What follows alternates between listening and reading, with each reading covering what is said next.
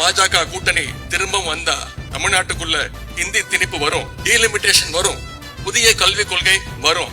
இதெல்லாம் வரக்கூடாதுன்னா மீண்டும் நம்முடைய கழக தலைவர் அவர்கள், முதலமைச்சர் அவர்களாக உட்கார வேண்டும். இதையெல்லாம் உணர்ந்து நீங்கள் செயல்பட வேண்டும் என்று நான் கேட்டுக்கொள்கின்றேன். பாஜக அதிமுக கூட்டணியை வீழ்த்துவதற்கான போர்ல நம்முடைய இளைஞர் அணி முன் வரிசையில் நிற்கணும்னு நான் கேட்டுக்கொள்கின்றேன். வரவிருக்கின்ற சட்டமன்ற தேர்தலில் கழக அணி 200க்கும் அதிகமான தொகுதிகள்ல ஜெயிக்கணும்னு நம்முடைய தலைவர் அவர்கள் டார்கெட் பிக்ஸ் பண்ணிருக்கிறார்.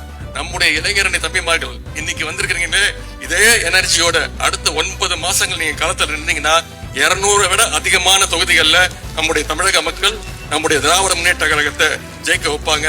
2026 சட்டமன்ற தேர்தலில் திராவிட முன்னேற்ற கழகம் 7வது முறையாக ஆட்சியில் அமரணும்னா, நம்முடைய தலைவர் தொடர்ந்து 2வது முறையாக முதலமைச்சராக உட்காரணும்னா, இளைஞரணி தம்பிமார்கள் நீங்க அடுத்த 9 மாதம் களத்துல இறங்கி அந்த பிரச்சாரத்தை நீங்க மேற்கொள்ள வேண்டும். வெல்வோம் 200, படைப்போம் வரலாறு.